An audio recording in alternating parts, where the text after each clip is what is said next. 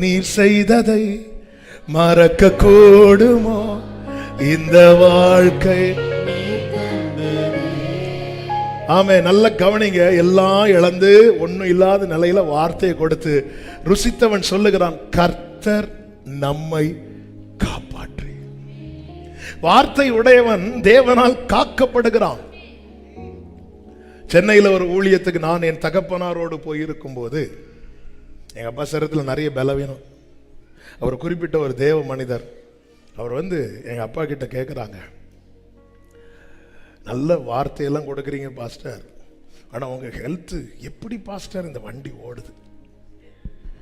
ஆமென், உங்களை பார்க்கவே சங்கடமாக இருக்கு, எவ்வளோ பலவீனம்.